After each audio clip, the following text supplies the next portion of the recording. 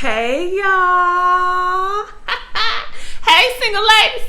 Listen, we are back again for another web show. I'm not gonna call it episode anymore. It's gonna be a web show of single ladies cooking, and I have another dear friend in the kitchen with me.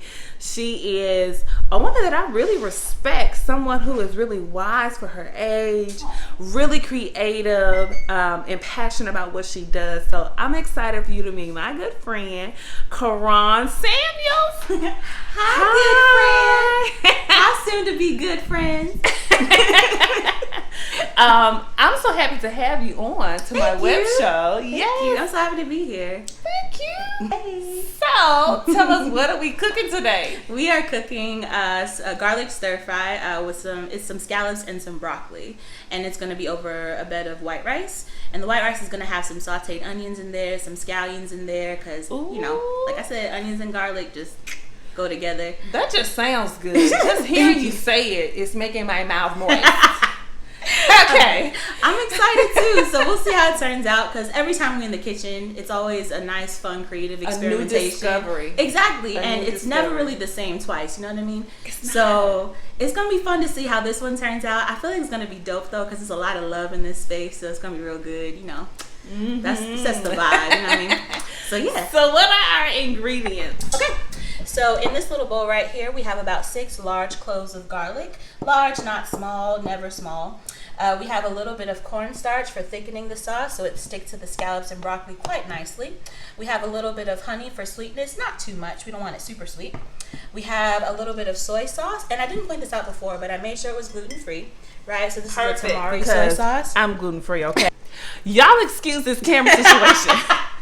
Because I am doing this by myself. Okay, back to the ingredients. Okay. Then we have a little bit of chili powder.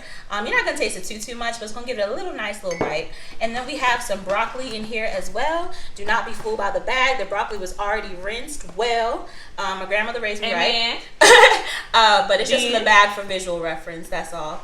And then this is just my little blender cup that we're going to blend up all the sauce in. Cool. Well, the water already boiled up nice and right. And ideally, we're trying to also make this a one-pot thing, so that would be cool. Okay. So like I said, we're taking the broccoli that was already rinsed, and we're not boiling it until its death. We're just going to steam it just a little bit. I like my broccoli with a little bite. So it's going to just be in there for maybe like a minute or two. Okay. Really not that pressed. And then, because it's going to also be stir-fried later. So it's going to cook a little bit more. Okay. In the meantime, while that's happening, yes, we're going to make our sauce, right? Perfect. So we're going to pop our little garlic cloves in there. Down into the NutriBowl. Y'all excuse my camera skills because I'm doing this by hand. Okay, here we go. We got the garlic in there. We're gonna take our soy sauce. I'm actually gonna do half a cup, although I'm probably not gonna use all of that in the actual stir fry. Okay, some are just gonna be reserved for later. Because soy sauce is pretty salty, y'all, so you know, don't be pressed by the amount. This is probably gonna make for like 2 servings. So I can make some more stir fry later. Yeah. So probably a little less than half a cup. All right, soy. But see, I'm gonna have to figure out where to get gluten-free soy sauce. Where did you get that? This is tamari soy sauce, and I got this. Where did I get this? I got this from Sprouts. Weirdly enough. Okay. Yeah, I got this from Sprouts because Sprouts has a lot of like specialty food items and specialty food aisles. So if you're looking for something like that, go there. Perfect. Now we're gonna take a little bit of that little chili powder, like I said. I didn't measure this, y'all. It's just gonna be what it is. Like a teaspoon. Maybe. Yeah. Tablespoon, teaspoon situation. Something like that. Okay. Little bite. Yeah, that's a teaspoon, y'all. That's a teaspoon. That's a teaspoon, y'all. I usually have red chili flakes, but I didn't have any today, so I'm gonna improvise. Improvision. We bless him. And because the honey's a little bit thick, I'm gonna take this out. Excuse me, real quick. Oh, okay. Go ahead. We're going to two teaspoons of the honey. 2 teaspoons of honey. Girl, you know, I've never used chili powder in anything. And so I've always heard of it and I've tasted it before, but I haven't really like done it on my own. So I'm excited to see how you incorporate this into your stir fry. It's going to be fire though. Yes, ma'am, it is. And then you just kind of stir that in? Well, not going to stir it in. It's going to be blended up anyway, so I'm just going to leave it the way it is. Perfect. Cool. Rest that in the bowl for right now. And I already smell all of the fragrances. Like, All right, so then we're gonna take the little NutriBullet cap. There we go. I am gonna shake it up because the honey stuck to the bottom. I totally forgot about that. Shake it up just a little bit.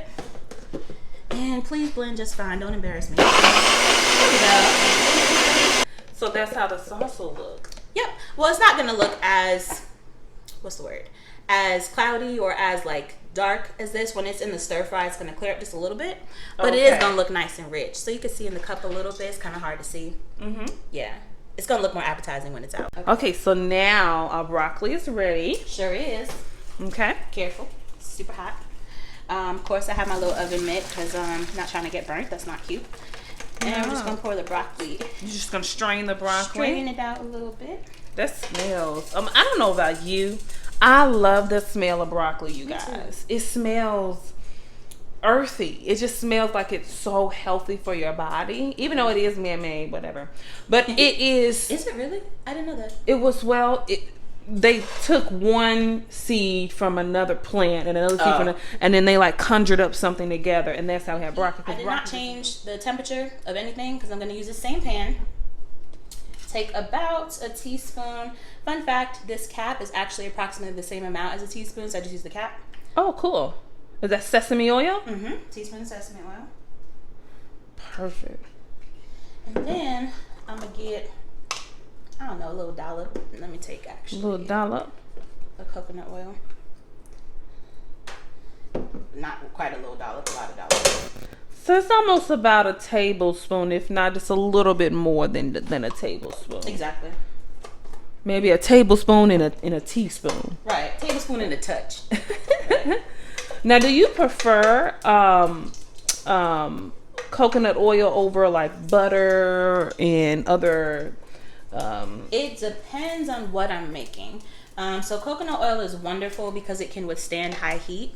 So if I'm doing something like sauteing scallops, which I'm about to do, I'm not cooking the scallops to death. I'm like basically searing them for like about 2 minutes on each side.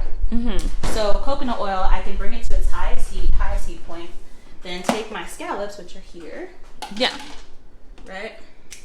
And just sear them on one side. Hold on. Yeah. Now this is how chefs do it in the kitchen. I'm just joking. I don't know how they do it in the kitchen. And what's cool about these scallops too is just like my salmon, I try to get them wild caught versus like farm raised. Get what you can get. Let me not say it like that. But I prefer wild caught in terms of taste and also in terms of like finding it ethically. Because some farm raised stuff, they add a bunch of other stuff to it. And it's not about that life, you know? No, we want our stuff healthy. Excuse you. We all say get it how you live it. Yep. Okay, do what you got to do, babe. Exactly. So this is how it needs to look, you guys. Just nice get a little golden brown. Not too overcooked. Not too much. Right. So these are the finished scallops down here, which you can catch. Oh, y'all, let me get it, y'all. Let me get it. Ooh, amen. There we go. Amen. All right, so the pot's still on high because I'm going to use it again. I'm going to thicken up our sauce. Okay. I'm going to take just a little bit of hot water. It doesn't need to be boiling hot. Just like hot from the tap pot is fine. Not too much. Probably about like a quarter cup. Quarter cup?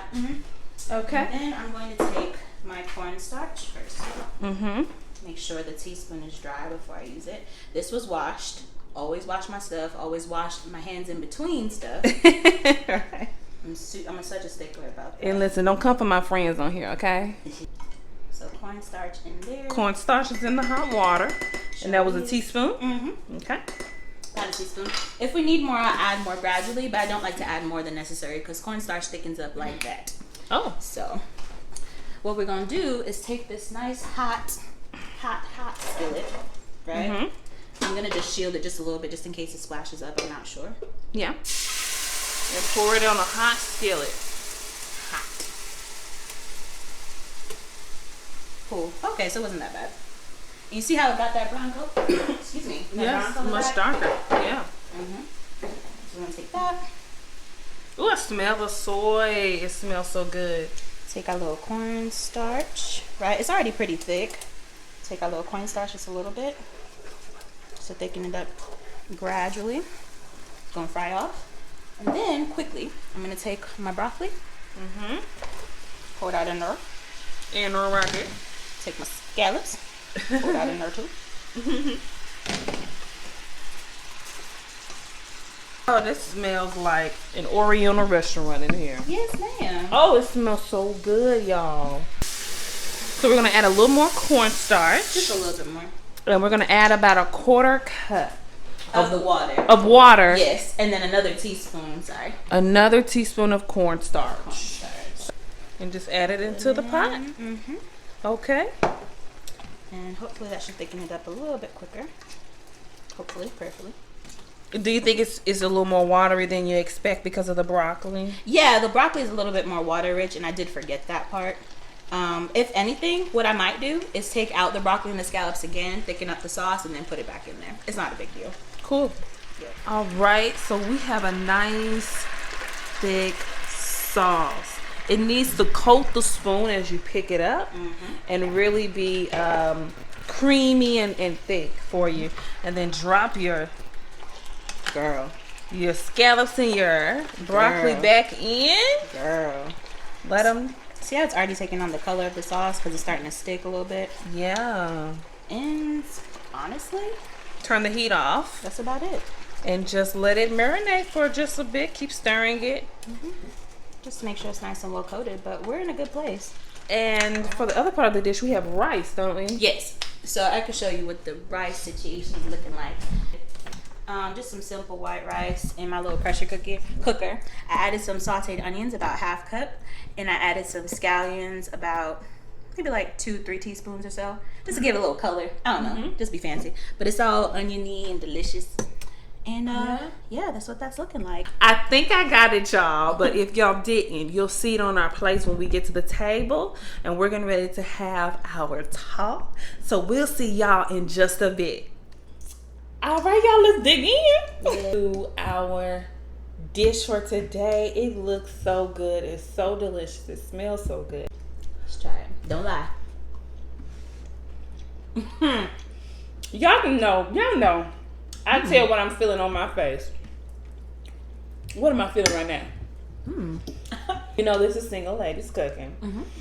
But we also have a portion where we're talking about things pertaining to singleness and relationships and things like that. So today I wanted to talk about soul ties. I want to talk about what soul ties mean to you, and have you experienced soul ties? And if so, how have they affected relationships in your life? Okay. So first off, I think, and I'm gonna eat my sure. Yes. But first off, I think there's this myth that soul ties only pertain to sex. Meaning, like, we think that so typically, especially in Christianity, when we talk about soul ties, we're talking about two people becoming one spiritually in some shape or form, right? Like their souls tied together. And so it's considered almost like an unbreakable tie. So the common narrative is, you know, if you sleep with more than one person, typically in some shape or form, there's a part of you that is tied to that person spiritually, right? Not physically, maybe not in a relationship anymore, but there's some portion of you that is tied to them spiritually. The reason why I said dispel the myth is because I also feel like those soul ties can happen emotionally. So you don't necessarily have to sleep with someone to get that sort of soul tie. And the reason why I bring that up is because that definitely happened to me in terms of being attached to someone emotionally to the point where it made it hard to date other people because I felt so tied to them, right? And so I was not available emotionally, and then it translated into physically because I was still so connected to this person. And we hadn't slept together, nothing like that, but there was still a level of intimacy shared where our souls felt tied together to me. And so it was hard to sever, but I had to, you know, to move forward. I feel that I definitely agree with what you said. I feel that a lot of times soul ties are just built because of the intimacy that you have with a person, and that can be in friendships, that can be in, you know, parentships. It can be in siblingships and things like that. Brothers and sisters. And I feel like it's not just one sided with sex. We immediately attack it as if it's only if you've had sex, and I don't think soul ties come in that way. And definitely being single and practicing what singleness looks like and what singleness actually is, and understanding that it is the act of being one whole person. Yeah. You are so tied to someone that drags you down, that doesn't build who you are as a person, then that keeps you from being a whole person, because it's almost like a piece of yourself is wrapped up in whoever else that you haven't let go of. You talked about how that affected you in dating other people and things like that. How did you get over that soul tie? So the first thing I did, and I definitely recommend this for anyone in relationship, and I want to clarify this too, if you're in a maybe ship, right, where you just connect yourself to that person because in your head it's already escalated past what it actually is, and so you don't see the relationship in truth. You just see kind of what you projected onto a the situationship. I like that. So yeah, like that. So if it's a situationship or an actual relationship, one of the things I really had to remind myself of with dating men is men are really straightforward. If they want you, they will pursue you, period. Like, there's nothing you have to say or do to get you to get them to pursue you. They just do. So if it's even a close to a maybe, if it feels like there's a question mark on any part of that, it is a no. I have seen so many things where Christian men especially talk about how they're not pursuing a woman because they're not ready and they don't know if they really want them, and it sounds like a lot of excuses. The reason why men are not, or Christian men rather, because I'm Christian. We don't have to talk about Christian men unless you want to. Yeah. But Christian men who are hesitant or just not quick to move on picking up and dating a woman, it's almost like this idea in the back of their mind that people are just going to meet together and the relationship is just going to poof, and God is just going to speak to them in their dream, and they're just going to know that she's the right one. Can I touch on that though? Yeah.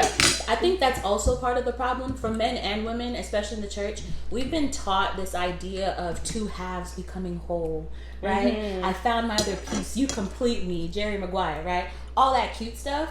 That's not, first of all, that's not the example for biblical relationship in terms of marrying Christ in the church. But aside from that, even in a secular sense, that's not a relationship, right? You are not responsible for completing anyone but you.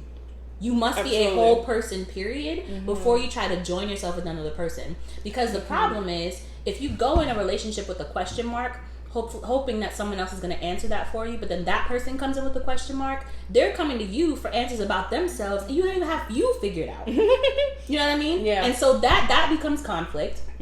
That becomes tumultuous. That becomes this huge issue, because it's like, well, I feel like you don't complete me anymore, because when the emotion fades, right, when the heart-shaped glasses come off and we see each other in truth, we realize, we say things like, this relationship isn't fulfilling me, but really it's because you came in a broken person, you're expecting this person to fix you, right? You're not coming in a whole person, and the stigma I also want to break down is that just because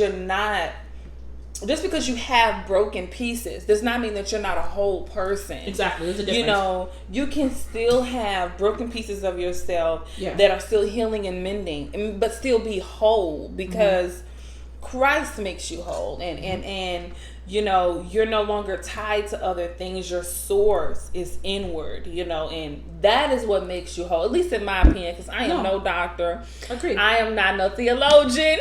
Yeah. These are just my opinions that I think, are just interesting to other single women.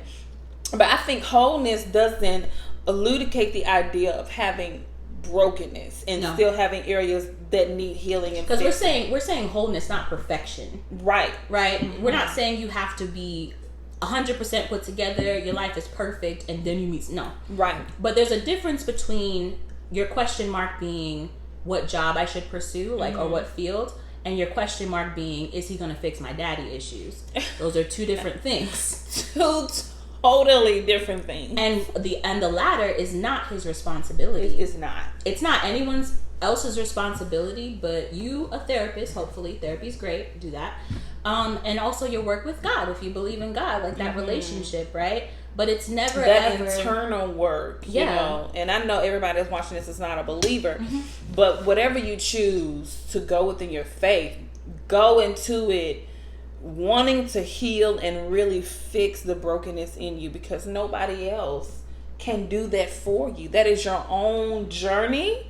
And it is a beautiful journey. And I think that I've had more fun in my singleness, being whole, than when I was broken and I was trying to figure out, you know, what was up, what was down. And, you know, but when I finally got to a place of wholeness, and that doesn't mean that I don't have brokenness in me. When I finally got to a place of wholeness, I was like, this is not bad. This is good. This is fun. This is all of the freedoms that I don't necessarily get to have when I'm going to get married. So back to soul ties. Do you feel that if two people are romantically in a relationship doing the do, okay, is it a guarantee that they're going to walk away with a soul tie? Is it a thing where it's inescapable once you've had sex? So, if I can be honest, I struggle with this a little bit. Only because I'm gonna continue to eat this delicious food, y'all.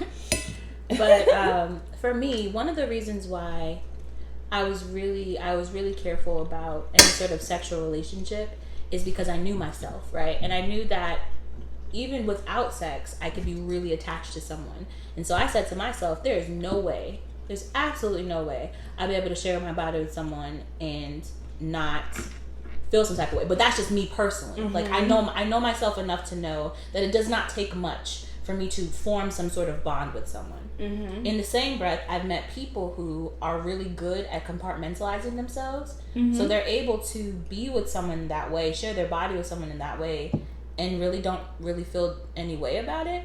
So is that chemistry, or is that creating a bond, like a soul tie? But that's what I struggle with. I'm not sure. Because again, because we're just having a conversation. We do not know all the answers. Another thing I struggle with too is, and not to get super heavy, you can edit this out, I'm not sure, but not all sex is voluntary. And so if you've been in a situation where, you know, you were abused in some way, shape, or form, I don't know if I could count that as a soul tie. Like, I really struggle with that. I don't agree that it's a soul tie. No. I don't think that people who have went through those type of things experience a soul tie, because I personally believe that it's a two-way street. It has to. It has to be. That's what I was saying. You agree to my spirit, and my spirit agrees to your spirit. Which is why I was saying the difference between sex and intimacy, right? Okay. Because like it's according to I'm just going off other people's reports. It is possible for them to share their body with someone, but not experience that mutual intimacy, right? So some part of them has closed off everything else, and all they're sharing is their body. And so if you don't have any sort of access to the person spiritually, can you truly do you get what I'm saying? If my soul or if my spirit is not really accepting yours, and your soul and your spirit is not really accepting mine, then have we really bonded, even though we're in the middle of intercourse? It's important to know yourself in relationship before you engage in sex, and understand that whatever you're feeling without sex, it might become tenfold with sex included. That's all. And so that's wisdom. Right. That's wisdom to know that you are keeping yourself at the right amount of distance that you need so that you can continue to grow and be a healthy person with whoever it is that you're getting ready to share your heart with before you share your body. Or whatever you choose to do, honey, because that's your business. It is your business. But thank you so much, Karan. Yeah, this is I good. have enjoyed this conversation. I have enjoyed this food. You done, honey, but I'm going to finish the rest of this. And y'all, I will see y'all next week for the next episode. Please comment, subscribe, like, Let me know what else you'd like for us to talk about. What other topics are very interesting to you? Yeah. Yeah? Thank you, guys. I'll see y'all later. Mwah. Bye.